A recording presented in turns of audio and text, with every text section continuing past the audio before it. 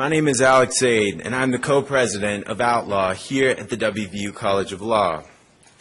Tonight's historic event is the culmination of a year-long effort to get Outlaw off the ground again and involved in the civil rights movement of our time.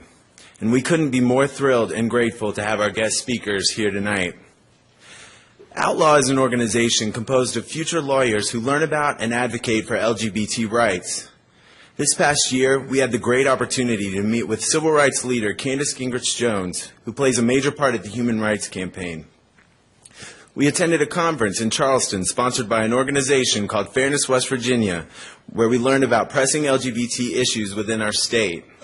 We screened a documentary at school that detailed what it's like to be gay in West Virginia, and we have begun our efforts to support Fairness West Virginia's endeavor to help the Employment and Housing Non-Discrimination Act pass, which will protect everyone in West Virginia, gay and straight, from being terminated from their job or being turned down for housing because of their sexual orientation. This state legislation will also put West Virginia on the right side of history. It will help protect hard workers from losing their jobs because of who they are and will make West Virginia an even more attractive option for individuals considering a move to our beautiful state. Outlaw is honored to be working on this project with Fairness West Virginia, and we hope everyone here tonight finds a way to help as well. In addition to that work, on October 11th this past year, which was National Coming Out Day, we got the entire law school, straight and gay alike, to wear purple as a demonstration of support for our gay classmates and faculty members. I'll be honest, we thought it might be a real challenge to get everyone to actually participate considering the issue. But the biggest challenge actually turned out to be a few people having to get over the fear that they would look like Grimace, the purple cartoon character from McDonald's. That actually happened. You know who you are. Regardless, it was a beautiful day, and we have everyone in the school to thank for it. Oh, we even have the pictures to prove that no one looked like Grimace, if anyone's curious. The support at this school has been tremendous. In fact, before we restarted Outlaw, we were told we had our work cut out for us. People said that because of the issues we advocate for in the area we are in, few would be interested, and even fewer would help support us or our ideas. At the time, we believed them.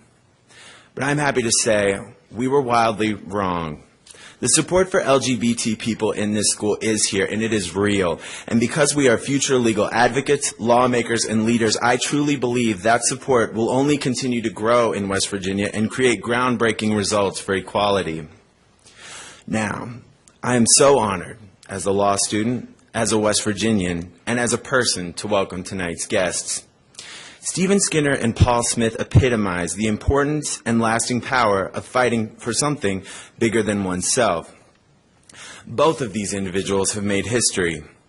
1994 WVU Law alumnus Stephen Skinner is the founder of Fairness West Virginia, which has become an incredibly influential organization dedicated to fair treatment and equal rights for LGBT West Virginians.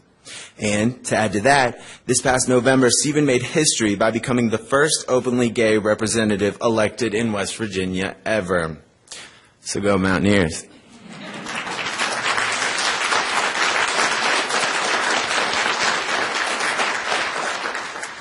Paul Smith, who Delegate Skinner will tell you more about in just a moment, is the lawyer who successfully argued Lawrence versus Texas in front of the Supreme Court of the United States. That's right, in front of Justice Scalia himself. Before I turn the mic over to our guests, I hope you keep in mind tonight that fighting for gay rights is different from a lot of other causes, because when arguing for these issues, there's such a vitriolic opposition whose ultimate goal centers on tearing families who love each other apart. Granted, the fight got a lot easier in 2012 when gay rights opponents reduced their efforts to eating chicken sandwiches to prove their point. But the opponents exist nonetheless. And seriously, the courage to fight against such a heartbreakingly tough opposition is what makes Delegate Skinner and Paul Smith so remarkable. When faced with the challenge of going against the status quo, indeed of going against history, both mustered the courage to rise above the naysayers and consequently changed history and continue to change history for the better. My heart breaks for kids, children, who felt like things were never going to get better. And we would be remiss to not think of them tonight as well. I wish any kid who decided to take their own life because of who they were would have thought about the possibilities in this life, that they stayed long enough to realize that yes, things do get better, that there is always someone in this world who will love them and fight for them no matter what, that for every bully that pushed them in a locker, spit gum in their favorite sweatshirt, put notes on their back, or screamed obscenities at them in front of the whole school, that there is someone. In fact, there is a whole crowd of people who will wear whatever ridiculous color that they are asked to wear, despite any cartoon character they might look like, just to show that they love them and support them no matter what. That there are leaders in government who care about them and their rights no matter what. That there are lawyers who work tirelessly to gain and guarantee them those rights no matter what. Personally, it's absolutely wonderful to stand up here and see it all myself. Thank you. Now please keep up that applause to welcome Delegate Skinner, who made this entire evening possible.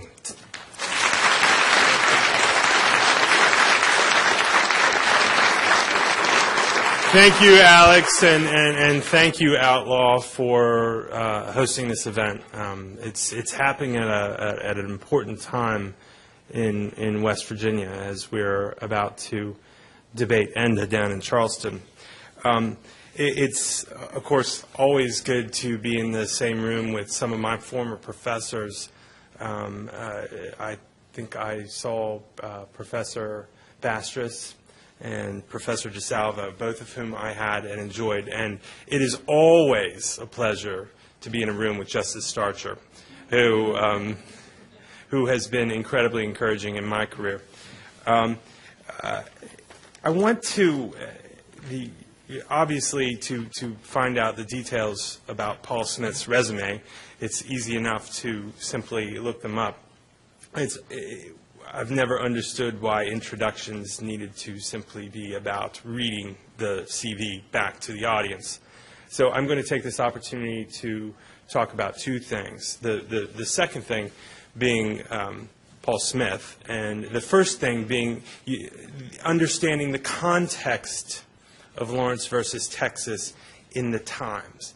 Because, and one of the reasons why I want to talk about this is because this room has more than a few millennials in it. And I'm finding that when I speak to someone under the age of 30, they don't necessarily understand where we were just 10 years ago, much less from 1980 until today. I was fortunate this week to see How to Survive a Plague, which is nominated for an Oscar this year. And I encourage every single one of you to immediately go and watch it, because you have to understand that in 2003, when Paul Smith argues Lawrence versus Texas, this is not simply in the universe of here's a case that happens to come up. This is a case that comes up after the AIDS devastating the gay community, literally wiping out generation of leaders. And it's about the activism that grew out of the movement. And you have to understand why in the early 2000s we're actually arguing about sodomy statutes, which are, obviously we all know are absurd, but this is almost the argument for the existence of the right to be gay. No, it's the argument to exist, period. And so it's much more than simply a Supreme Court argument about sodomy statutes. It's almost the end of, as we started to see survival rates increase because of the drugs available, it's almost the beginning, it is the beginning of what we've seen since 2003, which is the blossoming of movement that we now talk about marriage, although we don't talk about it in West Virginia. So Just we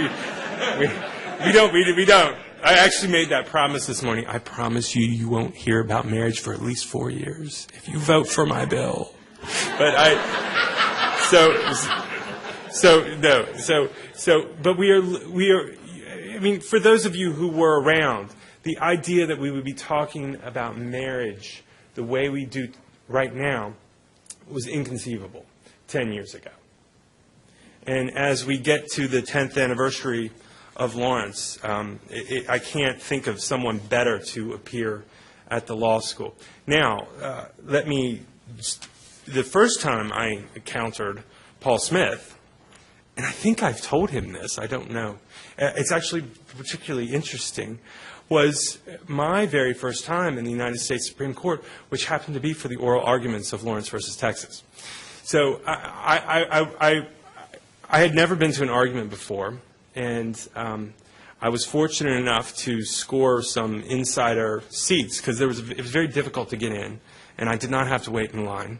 And I sat directly behind Barney Frank, who nodded a great deal and shook his head a great deal. And that was my first experience with Paul Smith. Now, I did not, the thing that I didn't realize about Paul Smith at the time, which is so important, is that Paul was not just arguing eloquently and deftly and with a sure sense of who he was and the issues, but he was an openly gay man. So he sort of had the burden of the entire world on his shoulders in a much different way than we typically do when we go and we argue on behalf of a big phone company, for example. So this is an incredible moment for him to do what he does best as an appellate lawyer, but also to represent the hopes and dreams of an entire community. And I got to be there for it. And the two things that I remember, I've already mentioned his deftness and eloquence, but the other thing that I remember was how absolutely fortunate you were to have perhaps the worst opponent in Supreme Court history. This person was so shockingly bad, I thought, well, if you can make it to the Supreme Court and argue like that, then I certainly could perhaps one day make it to the Supreme Court. But the second time that I encountered Paul was incredibly fortunate in sort of in the D.C. universe of things we came to meet, and I discovered the secret that absolutely made my heart burst.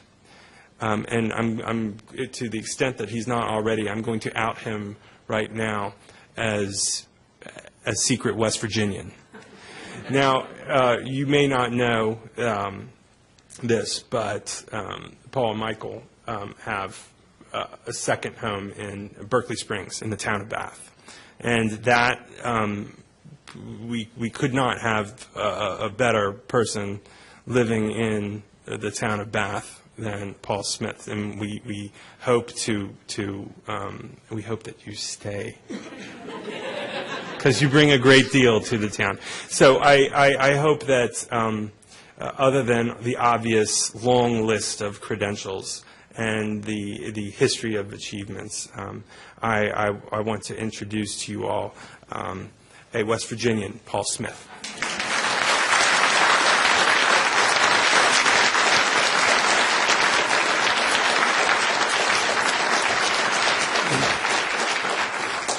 Thank you, Stephen, for that very kind introduction, and thank you, Outlaw and the Law School, for hosting this wonderful event. It's really nice to be here. As Stephen said, Michael and I have had a place in West Virginia for nearly 20 years. We spent a lot of time in this state and have been to Charleston for a few ACLU events and things. So we are honorary, at least West Virginians. We're gathering here tonight just a few short weeks before the Supreme Court is going to hear the two most important gay rights cases since Lawrence versus Texas. And I think you got a bit of a flavor from Stephen about how important Lawrence was at the time, and in many ways has laid the foundation for everything that's happened since. I'll talk a little bit more about that, but as I'm sure nearly everybody in the room knows, we have these two cases about to be argued. The first one is a challenge to California's Proposition 8, which reinstated the exclusion of same-sex couples from equal marriage rights in California in 2008 by popular vote. And the second one is a challenge to the so-called Defense of Marriage Act, which is the law that says even if you're fortunate enough to live in a state that will let you get married, if you are a same-sex couple for the federal government, you are nothing. Your marriage doesn't exist. And so it's not at all clear where we'll stand by the end of June on gay rights. But one thing is very clear is that the first half of 2013 will be remembered for a long time as a very important watershed. I thought I'd put this sort of important double event in a little bit of perspective by working my way up in history a little bit to sort of talk about the litigation side of the movement.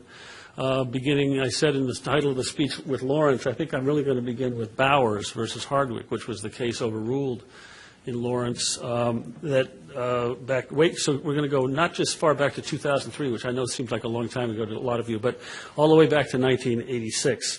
And in focusing on the litigation side of a civil rights movement, I think it's always important to start by recognizing that civil rights movements never succeed just because lawyers go to court and make arguments. They succeed because those cases occur in the context of popular movements and changes in popular attitudes and demonstrations and ultimately legislation. You saw that with African American civil rights and with women's rights, and certainly all of that has contributed to what the lawyers do. And indeed, even though we lawyers like to think we're changing history in the area of gay rights, and I've been very fortunate to be very centrally involved in all of that, at least for the last 10 years. In many ways, many times it feels as if we're just sort of floating in this mighty river that's flowing toward greater equality, and that whatever we do, win this case, lose this case, the end is not really in doubt. And ultimately, that's because of the people of the millennial generation who, Stephen may not think they know much about Lawrence v. Texas, but what you've done is you've changed history just by being the way you are, by being the people who will wear purple on coming out day in West Virginia. Because if you look at the polling of how people respond on questions about equality for LGBT people, by the time you get down below 30, it's like 9-1. It's amazing. So that is what's going to make the outcome certain. It's only just a question of time, and what we're trying to do is we're trying to push it faster and faster so we can get there, because the reality is there's still an enormous amount of discrimination in this country. People who lose their jobs every day, people who are mistreated, just a terrible lot left to be done, even if we feel confident that the outcome is not in doubt. Now, as I said, let's start with Bowers. Bowers is essentially the beginning of the litigation side of the movement. Sure, there were cases before 1986 where people tried to win important rights, but they didn't really think they were going to win. They were doing it more because that's what that you try to do as a lawyer. Bowers was the case where the movement said, maybe we can go to the Supreme Court and we can get rid of the sodomy laws and establish the right to be gay in one fell swoop in the Supreme Court of the United States. And they thought they had a pretty good argument, which is, you have a right to birth control under Griswold, you have a right to make a choice about abortion. It makes sense that you should have a right to make choices about who you engage with in sexual intimacy and what kind of relationships, what kind of families you decide to form. And that argument obviously did make sense. It just only got 4 votes. The majority called the claim facetious in very nasty terms. And what that did is it meant that the litigation side of the movement started off with a huge failure that made things dramatically worse than they had been the day before the Supreme Court ruled.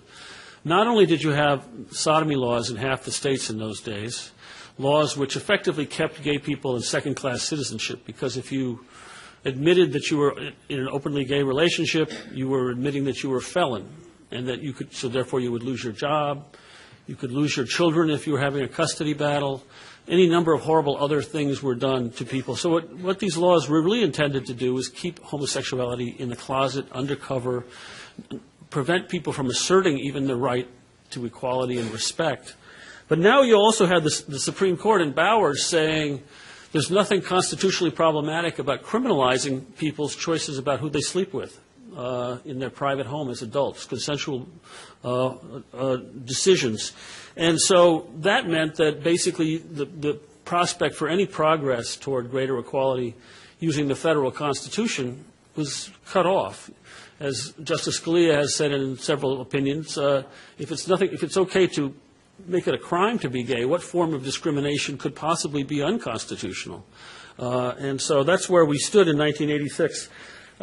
And that began a process of 16 or 17 very long and painful years of chipping away at Bowers versus Hardwick. The movement learned many important and painful lessons from that loss about the value of timing and about the value of coordination and about the value of taking things in the right time and in the right place. And so what did they do? They got together, the main groups, Lambda Legal, ACLU, others, formed something called the Sodomy Task Force, and it would meet twice a year, and they would decide what should we do next and what shouldn't we do next. And one thing they weren't doing is bringing any more federal claims to the United States Supreme Court. They'd learned that lesson clearly. Instead, what they did is they chipped away at these laws state by state by going to state Supreme Courts under state constitutional claims, sometimes working legislatively. And over that period of 16 or 17 years, the number of states that still criminalized being gay went from 25 down to 13. And during that same time period, we had massive social changes starting to happen as well, not because of anything lawyers were doing, but just because of the way the world was changing. The AIDS crisis was amazingly awful, but also amazingly effective at getting visibility to the gay community that it had never had before. People organized, people insisted that the government respond to the needs that were so horrible and so obvious. Any number of celebrities became known to the general population as being LGBT. There was more and more sort of traditional civil rights marching going on, and then Hollywood changed the whole narrative. It used to be that in the olden days, any kind of a movie that had a gay character, the gay character had to die in squalor at the end, because that was just sort of the narrative. Suddenly there were gay characters that were happy, and they were in relationships, and there was Ellen. This was a whole different thing. So the world was changing, and so in 1986, when Bowers was decided, there had never been an out law clerk at the United States Supreme Court. By 2003, when the next case comes along that went back there, the Lawrence case, there had been 5 or 6. That's really quite a remarkable social difference. Now, the question then became, we've chipped away at Bowers versus Hardwick. What do we do to get rid of it? This was already thought of, I think, by many, many people, including generations of law students, as the most horrible decision the Supreme Court had issued in many decades. But what do you do to get rid of it? And one of the problems was that you couldn't just go into a court somewhere, a federal court, and say, I want to engage in sodomy, and this law is unconstitutional, so hold it unconstitutional. It was a criminal statute, and under federal law, that meant that you had to actually come in and show that you had either been prosecuted under the law or about to be prosecuted under the law to have standing to challenge it. And these sodomy laws weren't actually applied all that often to 2 adults in a private home. Engaging in consensual activity. They were applied to create the second-class citizenship. They were applied to behavior in public and different things, but they weren't applied very often to somebody who had the kind of fact pattern you wanted to have if you were going to go to the Supreme Court and challenge sodomy laws. Fortunately, about 1998, the sheriff's deputies in Houston, Texas, came along and, through a bizarre series of events, decided to drag Mr. Lawrence and Mr. Garner off to jail and charge them with violating the Texas homosexual conduct law, which was passed in 1973, the same year that Texas legalized fornication, adultery, and having sex with animals, but passed a new law to make it a felony in Texas to have sex with a person of the same sex. There is a book out by Dale Carpenter called Flagrant Conduct, which tells the whole story of the Lawrence case and makes a very persuasive case. He's a law professor in Minnesota, that these guys were not having sex at all. They were drunk. There was a third person who got mad at them and made up a story, and the police burst in. And the guys were kind of abusive to the cops, and there were pictures on the wall which were kind of lurid gay pictures, and the cops got all freaked out, and they arrested them, and they charged them with sodomy. Apparently completely made up. But all of that is sort of water under the bridge, because that's what they were charged with. it was immediately recognized that this was the perfect sort of case to take to the Supreme Court, and the lawyers were on site to make that happen, and they did get the case starting to work its way up through the Texas courts. Now, it could well have been stopped along the way if the Texas courts had been as progressive as the courts in Kentucky, Tennessee, Arkansas, Georgia, and Montana, all of which had already recently thrown out sodomy laws under state law, but not Texas. Texas decided this was just fine. We like these laws. And so the question then was, we've lost in Texas. Do we take this case with these facts to the United States Supreme Court? This was about 2002. And this was when the sort of the question was, have we gotten over Bowers? Are we willing to take another shot at the Supreme Court? And that's when my firm got involved, because we have the Supreme Court practice, and we sort of came to the conclusion, if not now, when? You've got the perfect case. And we had this case that had come along in the 90s called Romer versus Evans, I'm sure many of you know, in which Justices Kennedy and O'Connor had come over to the more progressive side and said that the Colorado's law, which banned all protections for gay people for anything, passed by popular referendum, was unconstitutional. So there was this sense that the middle of the court was good on gay rights, or could be had on gay rights, and then we also sort of figured, well, if they won't take the case if there aren't the votes to overrule Bowers, and so we filed this cert petition, and the rest was kind of history. They took the case. Everybody had this great sense of adrenaline that this is actually going to happen. We are going to have the Supreme Court basically eliminate the second-class citizenship that had been imposed on them by the Supreme Court and by the sodomy laws. And the right wing, the conservatives, understood that this was a case that was going to be won as well. By the time we got to oral argument, there was almost nobody in the room who wasn't a person on our side. A vast number of gay lawyers who had been working in the movement for the past 20 years were there. They were all there basically to look the court in the eye and say, this is the time when you have to do something about this. This is just too terrible. We can't live in the world of Bowers versus Hardwick anymore. And so, as Stephen indicated, I had a lot of support in the room that day. It was some pressure as well, being the person who got to stand up and speak for the entire community. Michael was very sure that if we lost, we would never be invited to dinner anywhere, any place, and was absolutely scared to death the whole argument. But you know, in a funny way, looking back, I didn't feel this way at the time. There was a whole barrage of questions: Justice Scalia, Chief Justice, predictable. But in some ways, sort of afterwards, sort of looking back, I had the sense that even they knew we had the votes and that they were kind of playing their role in history, because it was a very historic day. There were some very bizarre moments. I will only recount one, because we need to get from 2003 to 2013 sooner or later in this talk. But the one question that really threw me, and I've still never been able to figure out whether it was just Justice Scalia being extraordinarily aggressive and nasty, or whether it was the most amazing Freudian moment in the history of the Supreme Court. You know, we're talking about these two guys having sex together, right? And this is already not fun to do in the United States Supreme Court for me. But we're talking about how many states had gotten rid of their sodomy laws, and how the lesson was that the country had turned against these things, and that should make it easier for the court to decide it's a constitutional right.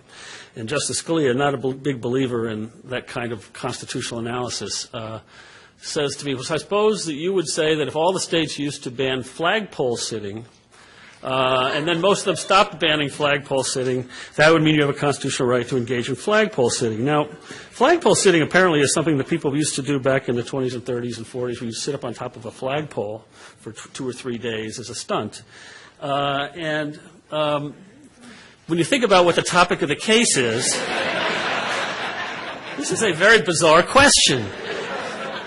But I decided not to delve into it any deeper. But I really don't know what to say about that question. Anyway, fortunately, because the case wasn't decided until the very last day of the term, we knew it was going to come down, and so I was able to be there. Lots of people who were involved in the case were able to be there and see it announced. And the Supreme Court actually reads the opinion, or most of a paraphrase of the opinion.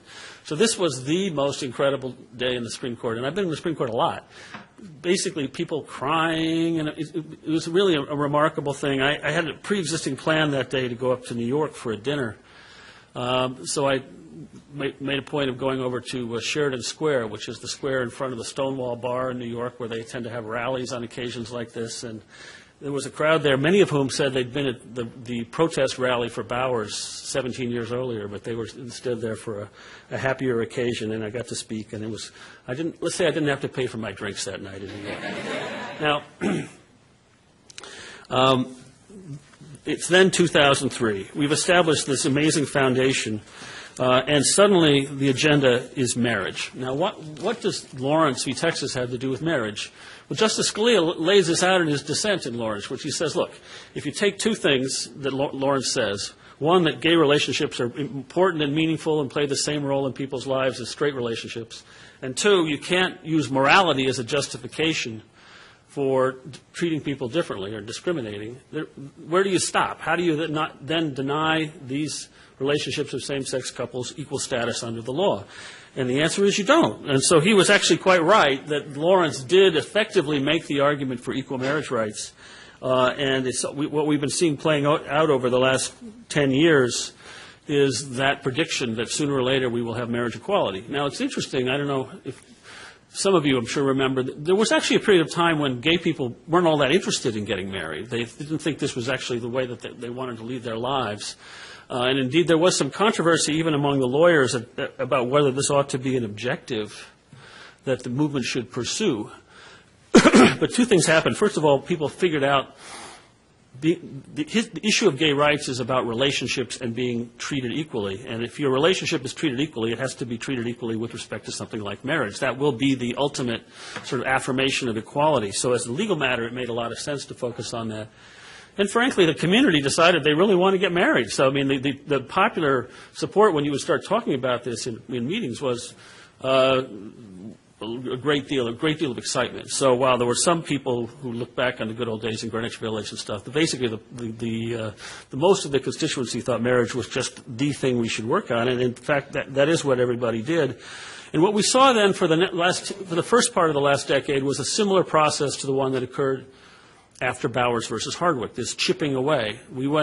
Nobody decided we were going to go in 2004 and ask the United States Supreme Court to read Justice Scalia's dissent and impose equal marriage rights for the whole country. That was not the approach. Instead, it was state by state, going to state Supreme Courts, using state constitutions, which started to happen very quickly. The Goodrich case in Massachusetts was only 6 months after Lawrence was decided, the first marriage victory in Massachusetts.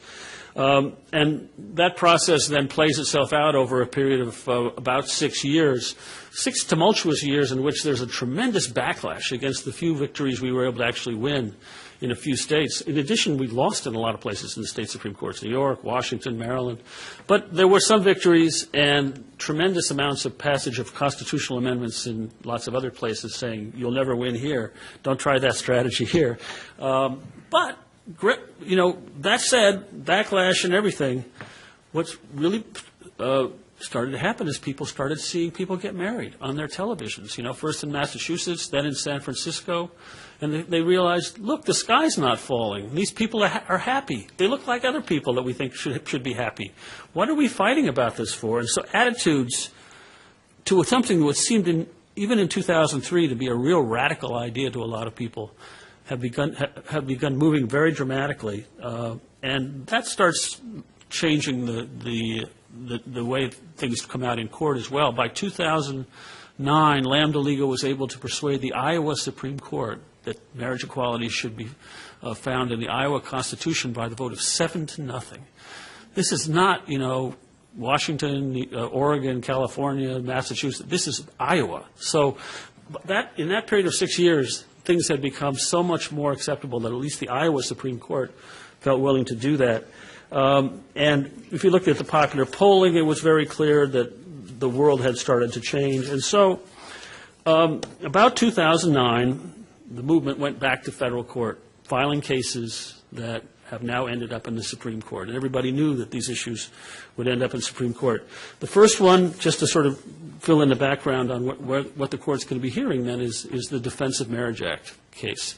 This law says even if you're married, you're not married for federal purposes. And so this became an issue. As soon as that first person got married, that first couple got married in Massachusetts in 2004, they couldn't file joint tax returns, they couldn't get Social Security benefits as spouses, and 1,000 other things under federal law they couldn't get. So this was obviously something people said, we should challenge this. This is a terrible form of discrimination. And by the way, what is the federal government doing having its own domestic relations policy law? This is something the states decide who's married and on what terms.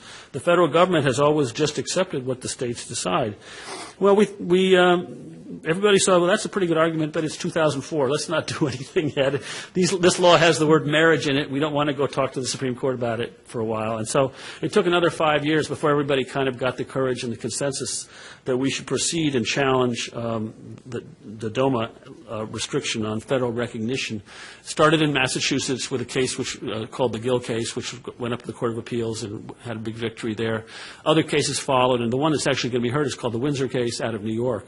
And I've always been a proponent of this case. I think this case is attractive to the court, that it's attractive to Justice Kennedy because it has this federalism aspect. It's that the federal government is invading states' rights in deciding these issues. And it doesn't expand marriage rights beyond the states where people have been able to win them through their own democratic processes or under state law. The other case started in 2009, almost exactly at the same time, is a little bit more challenging to the court. This is, of course, the Perry case, the Proposition 8 challenge coming out of California, which could theoretically at least end up with the Supreme Court saying, we don't have to wait 5 years in West Virginia. There's going to be marriage everywhere in the whole country starting July 1st. That could be, theoretically. I'm not actually predicting that, but it could happen. With this, they are claiming and have claimed up through the courts in California a federal constitutional right to get married, even if state law doesn't give it to you, for same-sex couples. And they had the big trial, Ted and David. This is all stuff that's been in the national news. It has been an interesting ride. I will tell you that the mainstream gay rights movements, if you can use those terms all at one time, did not like this case. We thought this was a mistake, that it was too soon to be making federal arguments in favor of marriage rights, that there were only 3 or 4 states that had it at that point. This was not the time to do it. Indeed, Ted Olson asked me to be his co-counsel in the case long before he talked to Mr. David Boies. And I was about to become co-chair of the board of Lambda Legal, and I realized this is not something I can do because it was literally, everyone in the movement thought it was crazy. But in some ways, it was also inevitable because this was such a horrible defeat which had happened in this huge state. They had marriage rights for less than a year. The people, by a vote of 52 to 48, overruled the California Supreme Court the same day that President Obama was elected. It was just very painful for people, and people were making wedding plans, and suddenly they couldn't get married, So somebody was going to bring the case. Ted and David have done a spectacular job and combined it with an amazing PR effort that has itself played a huge role in changing the views on marriage out there to the point now where it is clearly a majority position in the United States that there should be marriage equality. Something like 55-45, and changing by a percentage every year or more. I mean, it's amazing. That's why you see the Democrats having gone over from being a little scared on the issue to being totally supportive. The President's amazing statement. Mr. Romney actually was complaining at the end of the election season that he was getting unfairly criticized because it was such a popular issue for the President that it was too bad that we had to keep talking about this issue. This is a lot different from 2004 when Mr. Kerry was getting pilloried about this issue. So things have really changed. And it is an interesting example of how a civil rights movement, all the attitudes of people change, public opinion, legislature change. New York eventually passes marriage equality legislatively after it was lost in the New York Court of Appeals. The president pushes to get rid of Don't Ask, Don't Tell. That turns out to be a tremendous victory because the armies actually accept it, and nothing bad has happened. So enormous object lesson to people about employment discrimination and how crazy that is. If the Marine Corps can have openly gay people in it, everybody else can too. So this has all been happening very fast and very fast and very fast. But now we're up to the Supreme Court. And what is going to happen here? as I suggested, I'm pretty optimistic about DOMA. I think that there's at least 5 votes to say that the federal government should have to accept whatever marriages the states have chosen to put in place by their state processes, and that is a fairly easy bite for the Supreme Court. Not that there will be unanimity by any means, but that should be okay. On Proposition 8, I think the Court's going to splinter in various directions. There will be some who will say, no, there is no possible way the federal Constitution protects your right to marriage equality, obviously. Justice Scalia would be one of those, I think, that they're fairly likely. There may be some who take the opposite position and say, no, I think that there should be marriage rights across the country right now. That's what the Constitution Equal Protection Clause says, and there's no real interest in this discrimination, and there really isn't. It's very hard to make the argument on the other side. But what is the harm caused by treating everybody equally? But, in the end, there are lots of sort of exit ramps that Justice Kennedy and maybe others can do to say, let's just defer the big question for a few more years as popular opinion goes from 55% up to the inevitable 75%, which is where it's headed. And they could do that by saying there never should have been an appeal in the first place. The only people appealing Judge Walker's ruling in the case are the people who were the proponents of the proposition, private citizens. The state refused to defend Proposition 8. And so it's not at all clear under federal law that they have standing to pursue the appeal. So it could be that they will say that or at least Justice Kennedy will say with the decisive vote, that there never should have been an appeal in the first place. Or they might rule on a very narrow ground that California, by creating 2 different statuses, marriage and domestic partnership, which are exactly identical in every respect under state law, except for they have 2 different names, has disclaimed any serious interest in continuing to discriminate, that there can't be an interest in the semantic difference between the 2 when you say they're identical under state law. And if they did that, that would mean that 6 or 8 states would have to have marriage equality that have these equivalent sort of statuses. But I just find it very hard to believe that the center of the court, Justice Kennedy in particular, is going to want to either go very large on the pro-marriage equality thing or very large on the anti-marriage equality thing and be effectively put himself on the wrong side of history.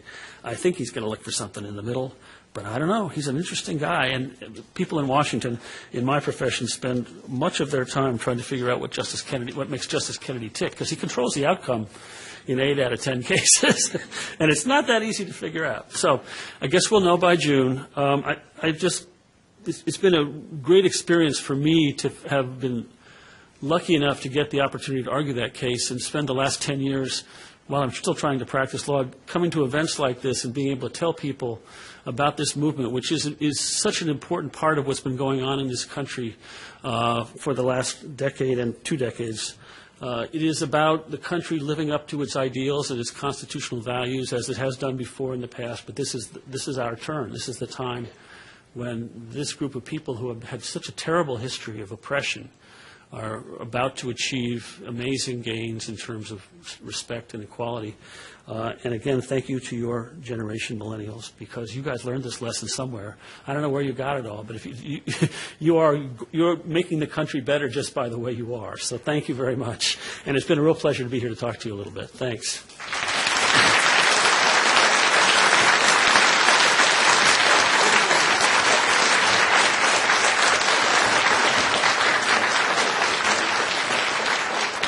I forgot, I'm supposed to take questions. There is a microphone, yes. Anybody have a question? One question coming. Tell you.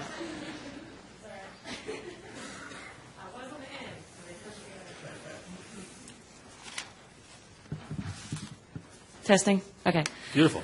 In undergrad, I wrote a paper. I was a political science major, and I wrote a paper on exactly what you just spoke about today. And a large section of my paper focused on Loving v. Virginia of 1967.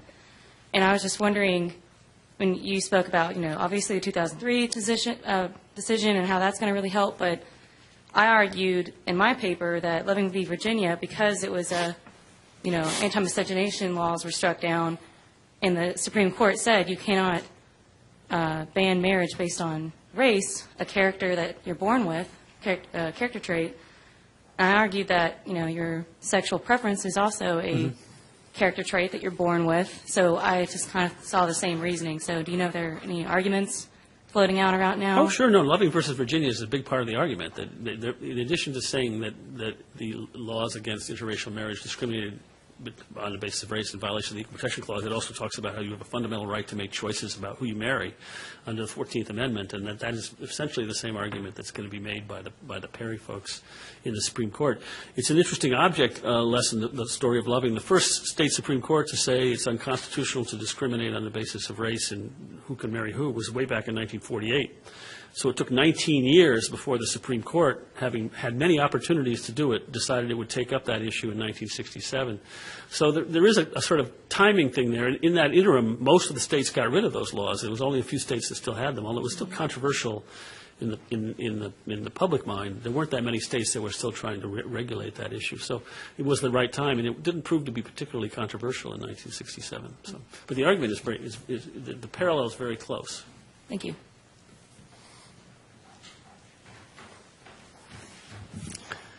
If you were to argue the upcoming case in front of the Supreme Court, would you base your argument on due process or equal protection or both? And if you were to use the equal protection argument, would you argue for a stricter scrutiny for homosexuals?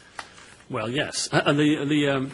The DOMA challenge is entirely based on equal protection because that's a law that simply says we're going to treat two categories of couples differently, same-sex couples and heterosexual couples.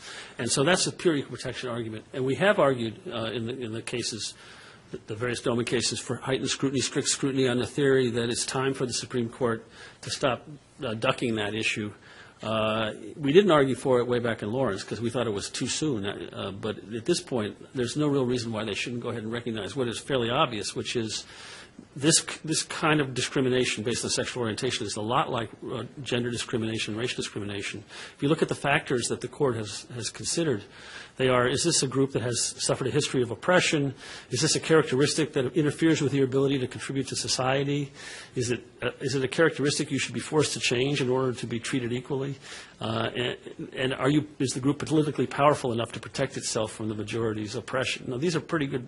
The answer is pretty clear to all four of those questions, that this is a heightened scrutiny category, and I think the court may well do that. The reason they haven't done it in the past, and people didn't really ask them to do it in the past, is before Don't Ask, Don't Tell was repealed, that would have meant you had to integrate the military by court order. And it does tend to mean that you're going to get marriage equality in the whole country once you get into heightened scrutiny land. So they may defer that again. And say we don't need to decide this if they're trying to find that middle way. In Perry, the right to marry case, you make that under both due process and equal protection, although the arguments kind of run into each other, and I think they are doing that.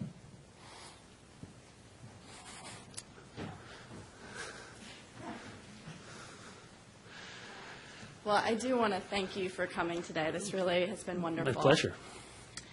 So often in impact litigation, it really revolves around who are the plaintiffs, finding the right, appropriate plaintiffs. But in Lawrence versus Texas, it wasn't. I mean, how did the movement decide to take this case and run with it and to distance itself from the actual plaintiffs themselves?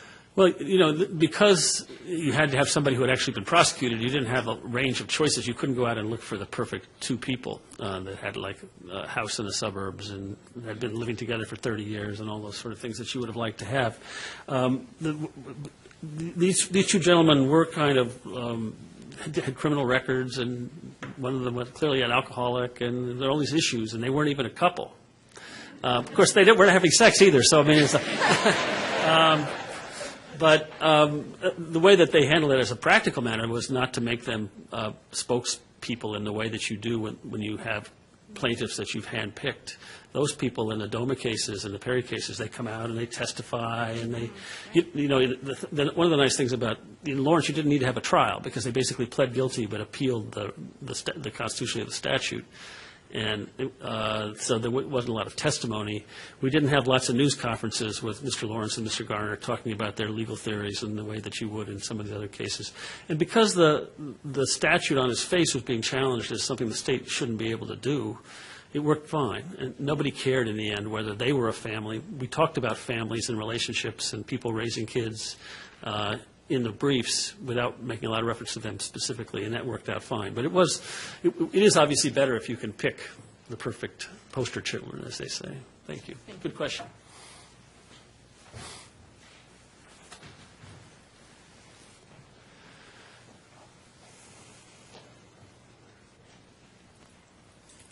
Well, I also want to say thank you for coming. I very much enjoyed it. And I was wondering, I know there's been a lot of kind of backlash from the Roe v. Wade decision in the way the public perceived the court getting too far ahead of its values and its moral system. Do you think that that's going to be kind of forefront in the court's mind when they're deciding the Perry case? I think it is, yes. I mean, it was interesting. There was zero backlash to Lawrence. Nobody thought that the government ought to be going to people's bedrooms and arresting them for who they're having sex with. Indeed, Rush Limbaugh started denouncing the court the day Lawrence was decided, and his own listeners told him to shut up and that this is something that the government should not be doing. There was obviously backlash once marriage became the topic, and I think the court has to be careful about not getting too far ahead of where the public is on these fundamental issues. Justice Ginsburg, who presumably is a sympathetic person on the court, has herself said that Roe v. Wade was a mistake and it shouldn't have been written so broadly and done so soon. And so that's why I think there will be people on the court who will be looking to avoid telling Mississippi that it has to start marrying gay couples this year and trying to find a way to get things there more gradually. It's real politic. People like to think, well, the law is like a cookbook. You just look it up. Here's the answer. But the Supreme Court doesn't really operate that way. They have to think about how their decision will work in the real world and what kind of reactions it will get, and I think they will be very sensitive to those concerns. At the same time, I don't think that's going to lead them to say there is no right. I just don't think so. So it's an interesting situation. Yeah, okay. One more. Sorry. Alex said one more. So. Oh, sorry. I also want to thank you for coming. It was wonderful, really interesting talk. And I just want to follow up on Roe versus Wade question that Rachel asked. Some people feel that Roe versus Wade was a mistake for the progressive movement to go forward, and that we should have fought Roe versus Wade in the state courts, and then we've had this big backlash, as you just alluded to. What kind of advice, given that you said that the movement, the progressive movement, has learned a lot from Bowers v. Hardwick, which, by the way, for my students, I wasn't even in law school when that was just, so it's really not that old. Okay, but anyway, what advice would you give then the movement or the movements that in order to there still is backlash to the feminist movement about reproductive rights. So how could you, if the court does get ahead of itself, like it did, for example, if it gets ahead of itself in this term, one is, what do you do to kind of bring the states along, and two, what can you do with abortion rights and reproductive rights? This is the final question. I'm supposed to answer all of that. Yeah, no. I guess I think there are some differences between the two issues, because I think it is easier for people when they've been exposed to married gay couples living in their neighborhood to get over it. The people on abortion find, that first of all, they have an identifiable victim that they identify, which is the fetus, and that's just a different category. Whatever your views about abortion are, I don't think it's easy for people to get over it. And so I hope that if the court decides that it's time to save the country, we have to have marriage equality everywhere, while there will be certainly some strong reactions, that this will be a fairly short-lived backlash of 5 years or so, and that after that, everybody realizes, what are we worried about? There's some of them going to my fundamentalist church, and I mean, gay couples are of all types, and they just happen to be gay, and it's not really what defines them, and so that may sort of self-resolve. What you do about abortion situation, I can only deal with one issue at a time. I mean, it's that's fair enough. It is a difficult problem because you have the Supreme Court decision is still there, and would you wish it away? I don't know. It's a complicated situation. Thank you, everybody. This was fun.